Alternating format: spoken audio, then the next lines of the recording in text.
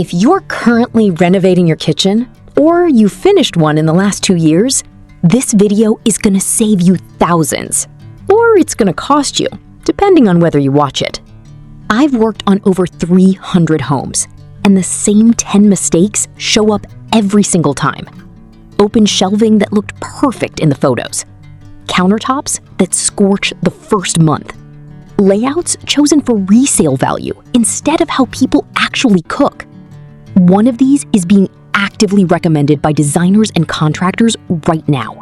It is the one I see regretted the fastest, and most homeowners don't even know they've made the mistake until it's too late to undo cheaply. Here are the 10 kitchen mistakes you are going to regret, starting with the one everyone gets wrong first.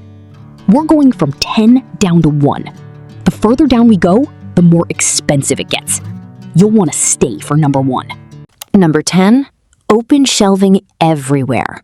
I understand why people choose it. It photographs beautifully.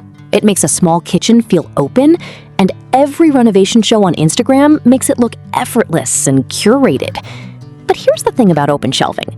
Within 4 to 6 months, every plate, glass, and bowl on that shelf is coated in a thin film of kitchen grease and airborne dust, even if you cook with the range hood on. It's not a design flaw, it's physics. Heat rises, grease aerosolizes, and open surfaces near a cooktop catch it. The fix isn't cheap either, because by the time people notice, they're already deep cleaning dishes weekly instead of as needed. I worked on a kitchen renovation in a coastal home where the owner installed floor-to-ceiling open shelving across from the range. 18 months later, she was hand-washing clean dishes before every dinner party because guests kept noticing the dust. She ended up paying $1,400 to have custom cabinet doors retrofitted onto shelving that was supposed to save her money on cabinetry in the first place. Here's what to do instead. Use mixed storage, closed cabinetry for everyday dishes and pantry items, and reserve open shelving only for decorative pieces you don't use daily, positioned away from the cooktop. You get the visual openness without the maintenance trap. It costs roughly the same as full open shelving at the planning stage, and it saves you from ever needing that $1,400 retrofit. But the next one is where most people lose real money on day 1 of using their kitchen. Number 9. A trendy single bowl farmhouse sink with no drain plan. I get the appeal completely. That deep, wide single bowl looks like something out of a design magazine, and it feels like it'll handle anything you throw at it. But here's the real problem. Most farmhouse sinks get specified for looks before anyone checks the actual drain slope or disposal clearance underneath. When the sink is undersized for the household's real dish volume, which happens constantly with families of 4 or more, water sits because there's nowhere to stack dishes to dry, and people end up running the disposal into a drain line that wasn't pitched correctly during install. That shows up as slow drainage within the first year, and standing water with a faint odor soon after. Here's what nobody tells you before you buy the sink. The sink is the easy decision. The plumbing behind the wall is the expensive one. I worked on a renovation where the homeowners loved their new farmhouse sink for exactly 3 weeks before backup started. The plumber had to cut into a finished wall to repitch the drain line. That repair ran $1,900, and they had to live without a working kitchen sink for 5 days during a kitchen they just finished. Here's what to do instead.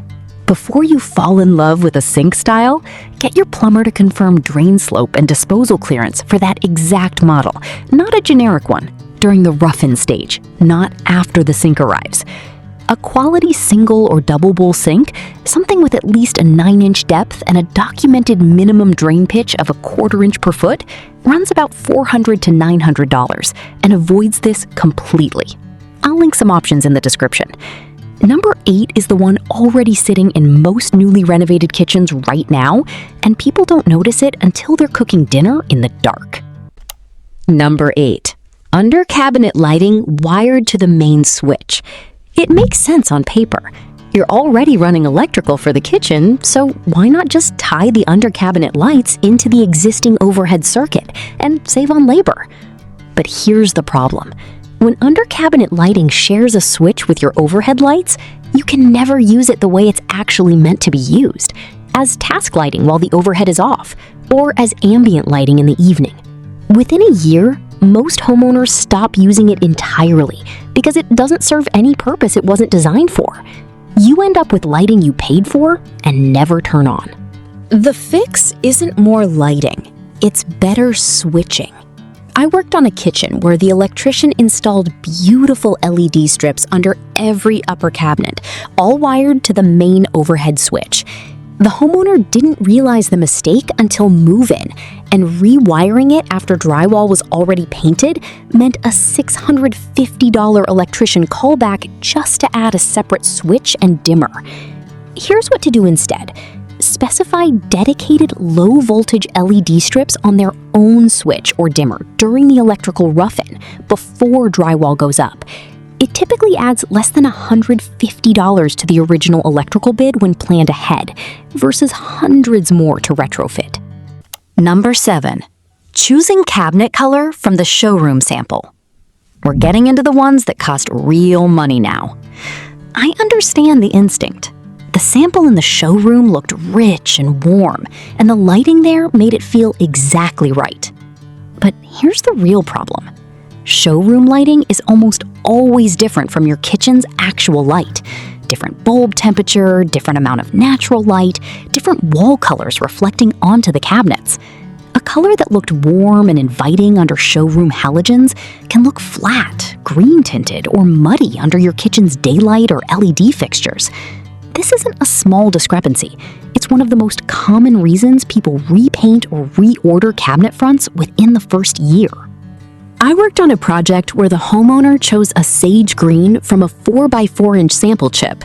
Once the full cabinets were installed under her kitchen's north-facing window light, the color read almost gray olive and clashed with her countertop. Repainting all the cabinet fronts cost her $3,200 and 3 weeks without a usable kitchen. Here's what to do instead. Get a large sample, at least a 12 by 12 inch board if you can, and tape it inside your actual kitchen. Look at it in the morning, midday, and evening before you commit. This costs nothing beyond a little patience, and it's the single easiest way to avoid a 5-figure repaint. Number 6 is where the damage starts happening every single time you cook, not just once during installation. Number 6. Quartz countertops near the range without a heat plan. It makes sense why people choose quartz. It's marketed everywhere as nearly indestructible, scratch-resistant, and low maintenance, which is true for the most part. But durable doesn't mean heat-proof, and that's the gap that costs people money. Quartz is an engineered stone bound with resin, and that resin can scorch, discolor, or even crack under sudden high heat. A hot pan straight off the burner, a cast iron skillet set down without a trivet. It usually happens within the first 6 months of cooking, right in the zone closest to the range. And once it discolors, it's permanent. You can't sand or polish it out like you can with natural stone. I worked on a kitchen where the homeowner set a cast iron pan directly onto her new quartz island after searing steaks. The scorch mark never came out. Replacing just that section of countertop ran $1,800 because quartz slabs have to be cut and matched, not patched. Here's what to do instead. Either choose a heat-resistant zone, a small inset of butcher block, tile, or natural stone right next to the cooktop, or build a strict trivet habit into your kitchen from day one. Either option costs under $200 and eliminates the risk entirely. Number 5. Not enough outlets on the island or counter. Number 1 on this list isn't a product.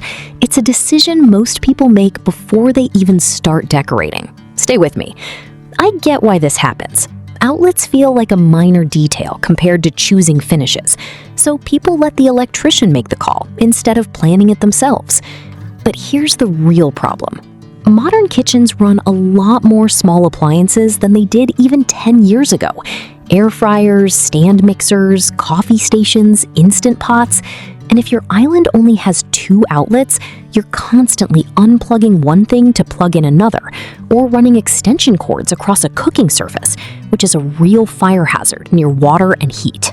I worked on a renovation where the island had a single duplex outlet.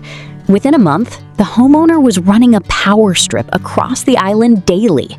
Adding 2 more outlets after the stone countertop was already installed meant cutting into finished quartz, a repair that cost $950 and risked cracking the slab. Here's what to do instead. Plan for at least 1 outlet per 4 feet of usable counter and island space, confirmed during electrical rough-in before any countertop goes in. This adds maybe $200 to $300 to your electrical budget up front, against potentially over $1,000 to retrofit later. But what comes next looks completely fine when it goes in. That's what makes it so expensive. Number 4, an open concept knock-through with no ventilation plan. I understand the appeal entirely. Open concept living is still one of the most requested renovations because it makes a home feel bigger and more social. But here's what actually goes wrong. When you remove the wall between the kitchen and living space, cooking odors and grease particulates that used to stay contained in the kitchen now drift permanently into your living and dining areas. This isn't a one-time smell, it's cumulative. Fabric furniture, curtains, and even drywall start absorbing grease and odor over 1 to 2 years, and by then it's baked into the fibers. I worked on a renovation where the homeowners knocked through a wall and kept their original range hood, sized for a contained kitchen, not an open volume nearly triple the size. Within a year, their living room sofa needed professional deep cleaning twice, and they were running odor eliminators constantly. Upgrading to a properly sized hood after the fact cost $2,200 because the ductwork had to be rerouted through finished ceiling. Here's what to do instead. Before any wall comes down, size your range hood for the entire open volume, not just the cooktop, and confirm the ductwork route before construction starts. A quality range hood rated for at least 600 CFM with proper exterior venting costs $500 to $1,200 and solves this permanently. I'll link some options in the description. Number 3, cheap cabinet hinges and drawer slides. It's an easy place to cut corners. Hinges and slides are hidden, so it feels like the last place worth spending extra money when the budget is tight. I worked on a kitchen where the builder used standard big box hinges and basic drawer slides to save about $600 on the overall cabinet package. Within 2.5 years, almost every door was sagging slightly off its hinge, and 3 drawers had stopped closing flush because the slides had worn out under daily use. The homeowner described it as a kitchen that suddenly looked 10 years older than it was. And that's the part that stinks, because everything else in the kitchen still looked brand new. Here's the real problem with cheap hardware. It's rated for a fraction of the open-close cycles that a busy kitchen actually puts it through. A family kitchen drawer might open and close 8 to 10 times a day. That's over 3,000 cycles a year. And budget slides are often rated for a fraction of what commercial-grade hardware can handle. Here's what to do instead. Upgrade specifically to commercial-grade European-style hinges and full-extension, soft-close, ball-bearing drawer slides. The difference is usually $15 to $30 per cabinet, a few $100s across an entire kitchen. And it's the difference between hardware that lasts 20-plus years and hardware that fails in under 3. Number 1 will surprise you. It works perfectly. It just works against you in a way most homeowners never see coming. Number 2, white grout on floor tile. I understand why people pick it. White grout looks crisp and clean in the showroom, and it makes any tile pattern feel brighter and more modern. But here's the real problem. Kitchen floors take constant foot traffic, dropped food, and tracked in dirt, and white grout is porous. Within 12 to 18 months, even with regular cleaning, it visibly grays and stains in high-traffic paths, and the staining is largely permanent once it's set into the porous surface. No amount of scrubbing fully restores it. I worked on a kitchen where the homeowner chose white grout specifically to brighten a darker tile pattern. 18 months later, the path from the sink to the fridge was visibly 2 shades darker than the rest of the floor, in a way that looked like dirt no matter how recently it had been cleaned. Regrouting the entire floor cost $1,100 in labor and materials, and meant the kitchen was unusable for 2 days. Here's what to do instead. Choose a mid-tone grout that won't show staining as dramatically, or specify a sealed epoxy grout, which resists staining almost entirely. Epoxy grout costs slightly more upfront, usually $1 to $3 more per square foot installed, but it eliminates the regrouting cost entirely over the life of the floor. Now we're at number 1. This is the one I mentioned at the start, the one being actively recommended right now, and the one I see regretted the fastest of everything on this list. Number 1. Choosing your kitchen layout for resale instead of how you actually cook. This is the mistake I opened with. It's being recommended constantly by contractors, by online forums, by well-meaning friends who say keep it neutral and open for resale. And it's the one I see regretted fastest, because by the time it's regretted, it's the most expensive thing on this entire list to fix. I understand the logic. Open, flowing layouts photograph well and appeal to the broadest range of future buyers, so it feels like the financially smart choice. But here's the real problem. A layout designed around generic resale appeal almost never matches how the actual homeowner cooks. If you're someone who bakes constantly, you need counter space and an oven position for that, not a layout optimized for entertaining flow. If you cook multiple dishes at once, you need a different work triangle than someone who mostly reheats and assembles meals. Get this wrong, and you're not dealing with a $500 fix. You're dealing with moving plumbing lines, gas lines, and sometimes load-bearing structure, the most expensive category of renovation there is. Here's what nobody tells you. This decision happens before you pick a single cabinet color, and it's the one decision that makes every other decision on this list either easy or impossible to fix.